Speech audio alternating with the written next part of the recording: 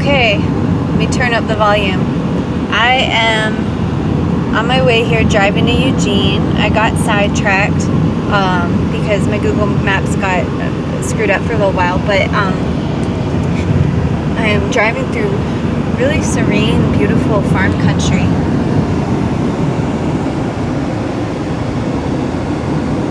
If you could see that, with the gorgeous field and slightly overcast, really lovely clouds with some light seeping through them. Just really pretty, soft colors. Anyway, I'm heading to, if I still have time by the time I get there, I'm headed to a nice, either a really nice little dog park in Eugene that I like, or a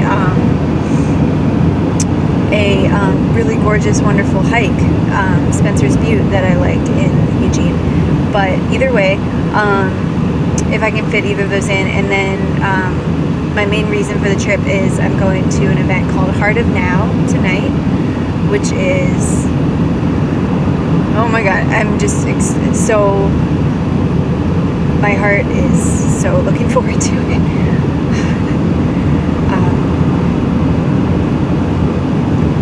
It's not going to be their full-on program, but because that's like a big old expensive workshop that I haven't been able to afford yet, but it's like a little teaser intro night type thing that they have, and so it's totally worth the drive, and I'm so glad they kept me on the radar and let me know about it, and I'm just going to head over to it.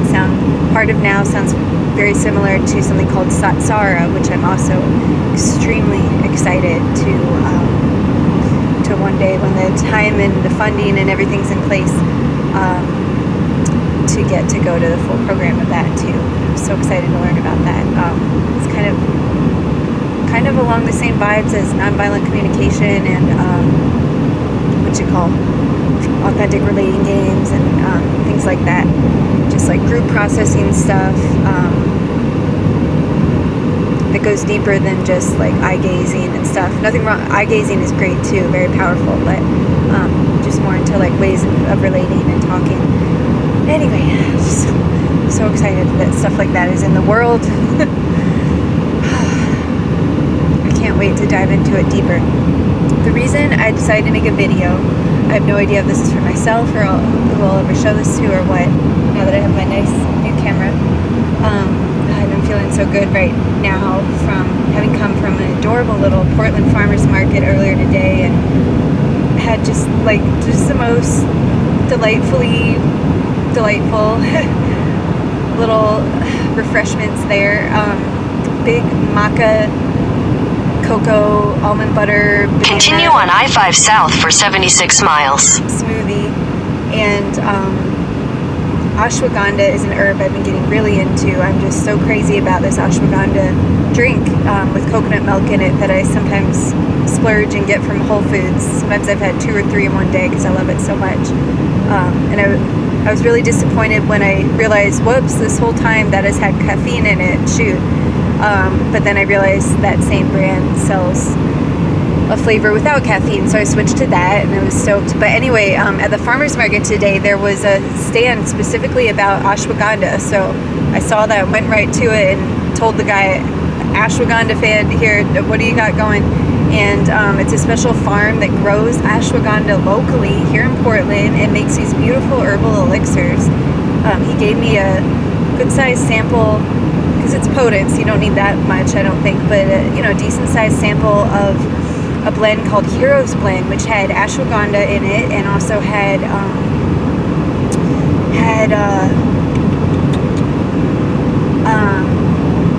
several other herbs, none of which I can think of the names of or whatever, but the general properties were, it was about kind of like centering and focus, and just like a strong centered kind of a vibe, and so really enjoying how that feels in my system. Though of course the effects of it are mixing with the effects of other things I had, which was that maca smoothie I mentioned. Maca's pretty dang powerful. I've avoided maca for the most part, always assuming it would be too powerful for me from some things I've heard from people, but come to think of it, when I do have it, it actually always feels really good. So there's that. And then I found this booth. This was maybe my favorite of all. No, they were all my favorite, all three of these things. And the Farmer's Market was my favorite. It was just really nourishing and nice to be there. But anyway, the other thing I found was a little booth with a guy, a very clear-eyed, present, just that healthy vibe of a guy, with another. I think he said local. I think it's in Portland, and he said he's opening up a place in Portland, like an actual restaurant or cafe, this fall. So that'll be wonderful. But it sounds like right now it's just kind of like, oh yeah, like in a commercial kitchen, he said. But what it is he makes these just beautiful, lovingly made, very pure products, which are kombuchas, the smoothest, most non-tangiest kombucha I've ever experienced in my life. I didn't know you could make a kombucha that didn't have any kick or tang to it, but was still so fresh and made from beautiful, fresh ingredients. I'm not really a big kombucha fan either. I enjoy it once in a blue moon, especially if someone's like put love into it, or it's a really loving company, or I don't know, once in a while. But this was like, oh man, it was so delicious, so smooth, so beautiful, just so much love in it. One of them had rose in it. I'm so into rose because I homemade my own rose tea a few times recently from these beautiful red roses in front of the lovely house that I've been staying in. I'm really into red roses lately. I've always been really into rose quartz. That's my favorite crystal by far. I've had some powerful experiences with that, and I love rose water spray sometimes. I love rose petals. I love the symbolism of roses. I love how they're just so like classically like romantic and loving and just put you in that beautiful state. I love flowers in general. And red rose, and it's really cool how each color of rose has a different symbolism. That's really fun. And the red roses specifically are love. I mean, red rose, that's love right there. That brings me right into the heart and just feels beautiful to me. I think about heart and love and stuff like that a lot. So it just speaks to me, especially lately. So I had a very powerful experience of making tea out of red rose petals, and I had like a beautiful meditation with someone shortly after that, and just some other great conversations and just experiences in my body and sensations, and it just, there's something very special about it to me. So yeah, I'm being drawn more into like, I love plants. I love that there's edible plants out there. I'm not talking about drugs. I'm talking about fruits and vegetables and beans and grains, and increasingly getting really interested in herbs. I mean, sometimes when you have a really good tea, it's like, oh my goodness, like I can see why people study herbology and get into herbology and why it's such a big deal in different traditions and cultures. I mean, there's people that get really into plant medicines and all sorts of things. There's a whole other roads they could take you down. I once met a guy. I personally am substance free, and have been for years now, other than like smoking weed, like probably like 2 times in the past 7 years, something like that, and like a tiny sip of, like a very, very tiny sip of like a nice wine or something, or like once in a blue moon, like probably like 3 times in the past 7 years. Before that, I was a more standard like social drinker, go and drink at a party and whatever. Anyway, I'll go into that some other time, but this is just kind of like a fun rambling video. But the point is, plants are a beautiful way to connect with the earth, a beautiful way to nourish our bodies, a really fun and interesting, exciting way to experience different feelings, different healing or spiritual sensations, openings. They're just a tool. They're not the end all be all or anything. They're just one of many tools. Essential oils, there's another one. There's another potent plant derived sort of a thing that people with very good reason get very, very passionate about. What else? There's many like ways to experience plants. More than I can think of right now. But and yes, I know some of you might be thinking like, oh, what about like weed or psychedelics or whatever. In fact, I was just seeing a poster earlier today about like a psychedelic type of I'll call it like a conscious psychedelic sort of a event coming up. Who actually an acquaintance of mine, I guess, is going to help out or something. So I was kind of looking at that and thinking, oh, that's interesting, and thinking about a guy that I met earlier this year who was an alcoholic at one point, and he told me that he kind of got to a breaking point with that, and he ended up going down to South America, and was it Mexico or no, South America, and doing some whole big intense plant ritual, just like you see in these documentaries or whatever, or I've had friends who do ayahuasca rituals, but the one he did was some sort of plant that very intense, uncomfortable experience, he said. I think guided by some sort of shaman or healer or facilitator of some sort, that he says cured his alcoholism. He said that was it, that was what helped him do it. So I mean, hey, if that's someone's experience, who's going to argue with that? Even me, as someone who's chosen for various reasons to be substance free and really comfortable in my choice and enjoy that, I pride myself in having an open mind, and my open mind says that, like, hey, people do what you got to do. There's a big difference in like very conscious use of mushrooms or marijuana or CBD. A lot of people have wonderful healing experiences with.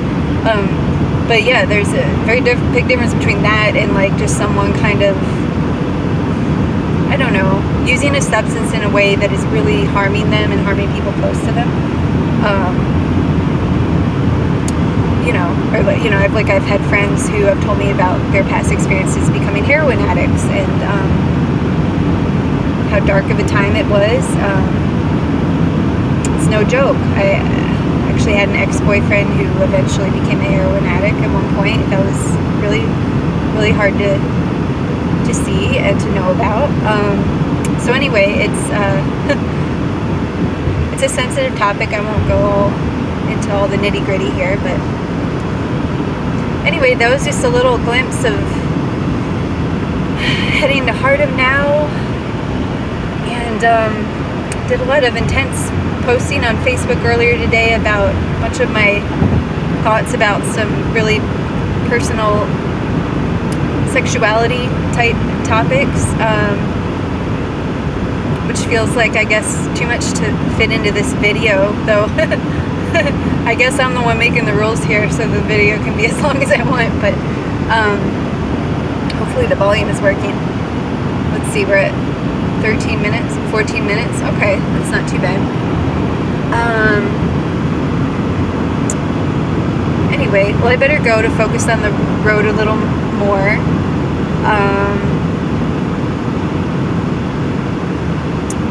In summary,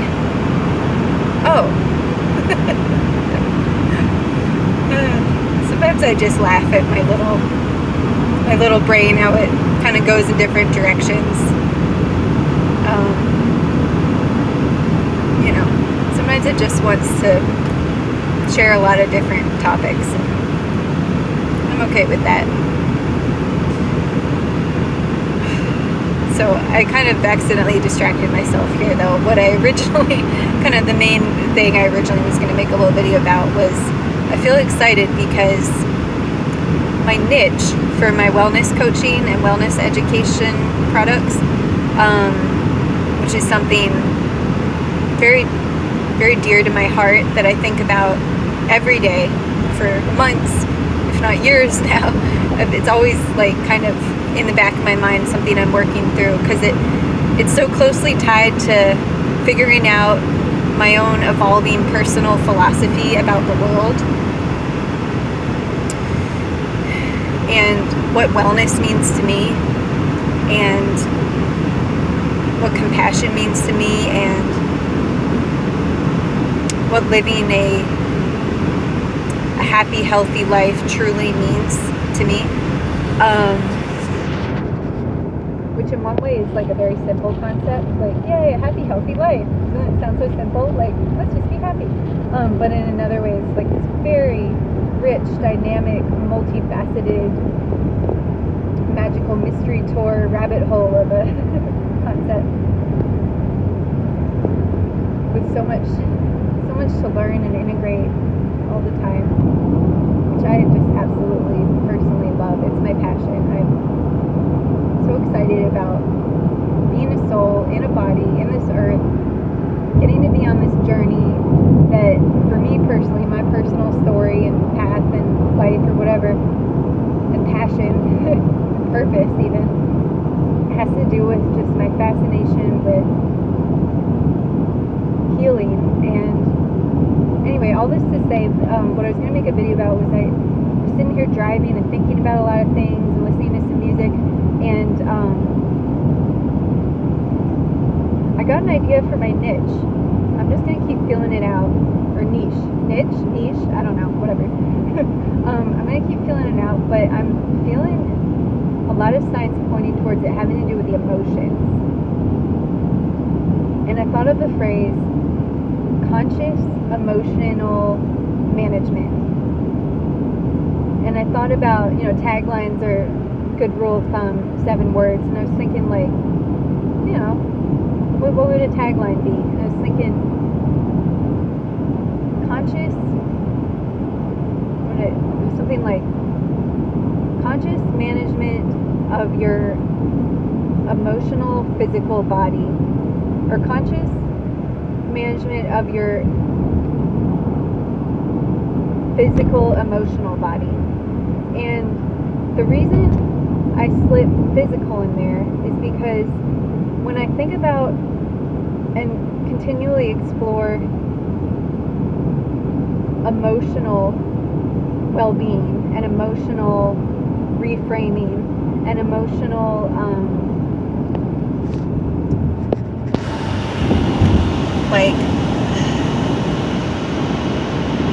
the emotional lens through which we can see the world, and how much emotions can control us or not control us, and the ways that we sometimes see them as a hindrance or an obstacle or a challenge versus a wonderful, helpful tool, is very closely related to the body, to the physical body. Our emotions kind of live in our body. And I know, my friends who would be very into the non-duality and the rising above type stuff, which I've been learning about and fascinated with and also integrating, they may, I'm not totally sure about this, but some of them may say something like, hey, remember you're not your body. And that's true. I acknowledge I'm not my body. My body's just kind of the vehicle my soul is in, sort of thing. Like I am able to get pretty objective about that and stuff. However, I feel like the body is really beautiful and important, and the emotions are really beautiful and important. And my personal path, my personal goal is never to be kind of hey, I'm going to meditate under a tree until I feel invisible and I feel absolutely nothing. I know that that's a huge part of people's path.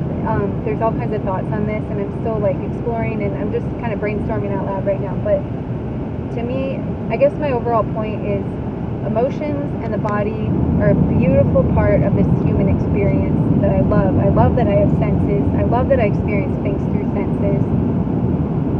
I don't want to completely discount or ignore my senses. That's not my goal.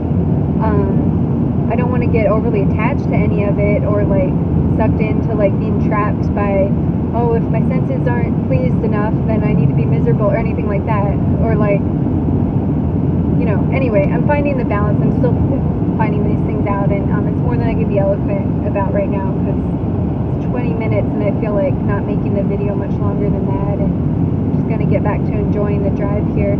So I'll end it there.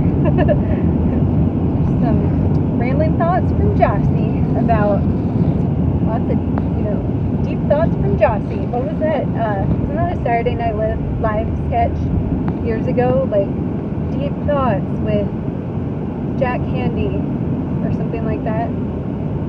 Deep thoughts with Jossie. Okay. Anyway, all right. Well, hope you're doing well and sending lots of love. Thanks for your interest. Thanks for being open to these big, deep, profound, exploratory, exciting, interesting, multifaceted, yet simple concepts, because that means that you value yourself and your time on earth, and that you value others and your experience, and I don't know, that you're probably just a really fun, exploratory person, like moi, and like the people I tend to resonate with the most. And if this is just kind of weird or whatever to you, that's cool too. I don't know. It's all welcome. Hey, we're all just dialoguing and sharing and learning and observing each other, and it's just all really fun here on this journey. Have a beautiful day.